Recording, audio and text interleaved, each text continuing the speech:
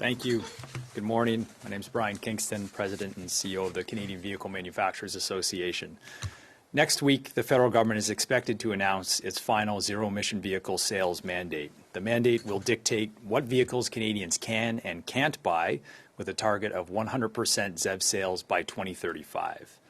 Automakers are committed to electrification. Since 2020, Ford, General Motors, and Stellantis have announced investments in Canada of nearly $15 billion, the majority of which is dedicated to ZEV assembly and the battery supply chain.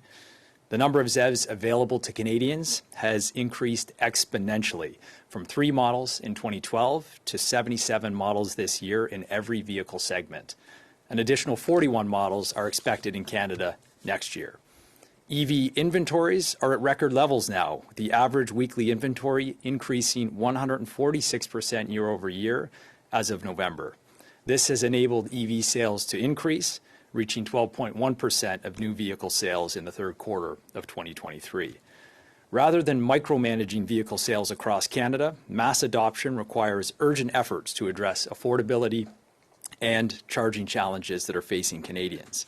According to Environment Canada's own analysis, the forthcoming regulation will have a disproportionate and negative impact on low-income Canadians, rural Canadians, and northern Canadians. There is an average price gap right now between internal combustion engine vehicles and ZEVs of $14,000. The current purchase incentives available to Canadians do not close this gap. Stronger incentives equivalent to what are offered in the United States are required to address the affordability challenge. For those Canadians that are able to afford ZEVs, the next challenge they face is a lack of charging infrastructure.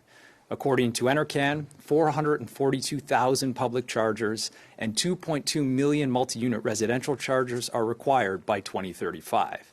There are currently only 25,000 public chargers available to Canadians and no plan to close the gap. The Commissioner of the Environment and Sustainable Development came to the same conclusion, quote, "There remains a large gap between the current number of charging stations and those needed by 2035. The Commissioner also found that if the number of charging ports does not keep pace with the ZEV sales targets, there is a risk that these targets will be unachievable. Right now, approximately 6,000 public chargers come online annually across Canada.